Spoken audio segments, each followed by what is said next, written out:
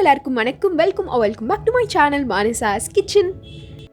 So இந்த வீடியோவில் நம்ம டிஃப்ரெண்ட்டாக மெடிசினல் ரெசிபி பார்க்க போகிறோம். பிகாஸ் இந்த நேரத்தில் நம்மளில் நிறையா பேருக்கு கோல்டு காஃப் இதெல்லாம் வருது. ஸோ அதுக்கு ஏற்ற மாதிரி ஒரு சூப்பரான மெடிசினல் ரெசிபி எப்படி செய்கிறதுன்னு பார்க்கலாம்.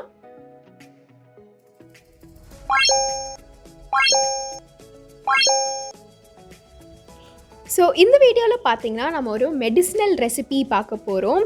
ஸோ இங்கே ஸ்க்ரீனில் உங்களுக்கு தெரிகிற இந்த பொருட்களை வச்சே நம்ம ரொம்ப சிம்பிளாக 5 to 10 மினிட்ஸ்லேயே இந்த ரெசிபியை வந்து செஞ்சு முடிச்சிடலாம். இது செய்கிறதுக்கு ரொம்ப சிம்பிளாக இருந்தாலும் இதோட பெனிஃபிட்ஸ் வந்து ரொம்ப ஜாஸ்தியாக இருக்கும். இப்போ பார்த்திங்கன்னா இந்த கிளைமேட்டுக்கு நம்ம தெரிஞ்சவங்க நமக்கே கூட கோல்டு காஃப் ரொம்பவே காமனாக வருது. ஸோ இந்த கோல்டு காஃப்கான ஒரு ஹோம்மேட் ரெமெடி தான் இந்த ரெசிபி. ஸோ கண்டிப்பாக இந்த ரெசிபியை வந்து தெரிஞ்சுக்கிறதுக்கு இந்த வீடியோவை ஃபுல்லாக பாருங்கள். ஸோ இப்போ இந்த ரெசிபிக்கு தேவையான பொருட்கள் என்னென்னு பார்க்கலாம்.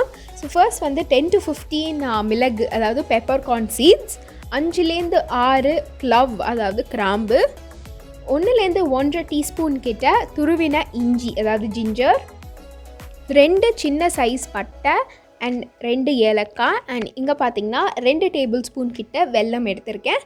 நீங்கள் நாட்டு சர்க்கரை கூட யூஸ் பண்ணிக்கலாம். ஸோ இப்போ இந்த ரெசிபியை செய்ய ஆரம்பிச்சிடலாம்.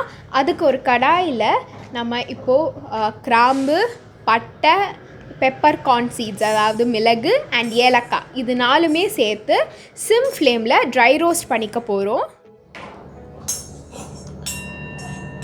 இதில் இப்போது முக்கியமான விஷயம் என்னதுன்னு பார்த்தீங்கன்னா, இதை கண்டிப்பாக சிம் ஃப்ளேமில் வச்சு தான் ட்ரை ரோஸ்ட் பண்ணணும், இல்லைனா தீஞ்சிரும். ஸோ தீச்சிராமல் இதை பார்த்துக்கோங்க.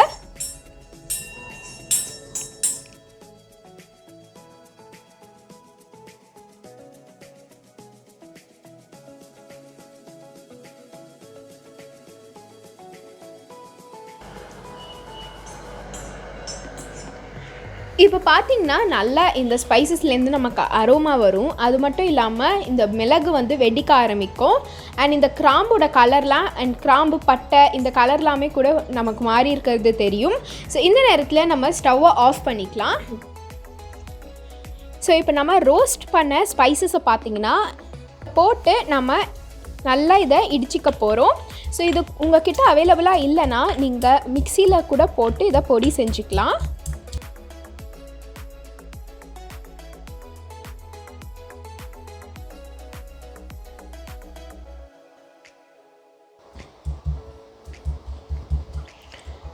ஸோ இந்த நேரத்தில் பார்த்திங்கன்னா நம்ம இங்கே ஹாஃப் தான் வந்து இடிச்சிருக்கோம். இப்போது ஹாஃப் தான் பவுடர் ஆகிருக்கும், உங்களுக்கு பார்த்தாலே தெரியும்.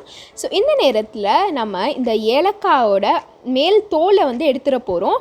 உள்ளே இருக்கிற சீட்ஸை வந்து இதிலேயே போட்டுட்டு நீங்கள் ஜஸ்ட் தோலை மட்டும் எடுத்துருங்க.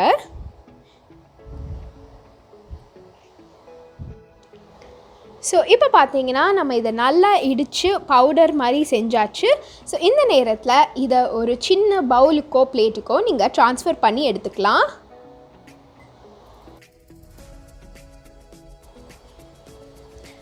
இப்போ பார்த்திங்கன்னா நம்மளோட இந்த ஸ்பைஸ் பவுடர் வந்து ரெடி ஆகிடுச்சு. ஸோ இதை இப்போதைக்கு தனியாக எடுத்து வச்சிடலாம். ஸ்பைசஸை ரோஸ்ட் பண்ண அதே கடாயில் நம்மளோட வெல்லத்தையும் சேர்த்துக்கலாம். ஸோ இப்போ இந்த வெல்லத்தை சேர்த்த உடனே நம்ம துருவின இஞ்சியையும் சேர்த்துக்கலாம். இப்போ இதை நல்லா மிக்ஸ் பண்ணி விட்டுக்கோங்க. இப்போ ஸ்டவ் பார்த்தீங்கன்னா சிம் டு மீடியம் ஃப்ளேமில் இருக்கணும்.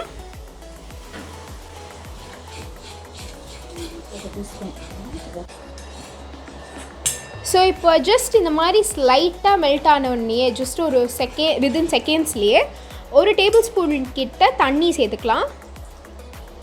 சேர்த்து மறுபடியும் நல்லா மிக்ஸ் பண்ணி விட்டுக்கோங்க.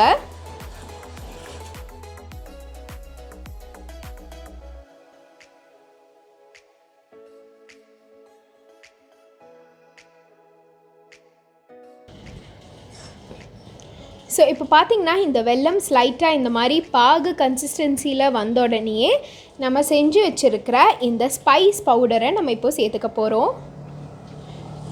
சேர்த்து இதை உடனேவே நல்லா மிக்ஸ் பண்ணி விட்டுக்கோங்க.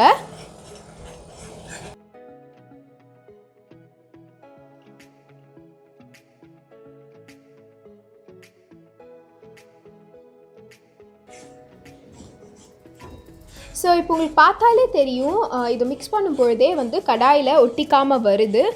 அண்ட் இதை உங்களுக்கு ப்ரிப்பேர் பண்ணும்பொழுதே நல்ல ஒரு அரோமா வரும்.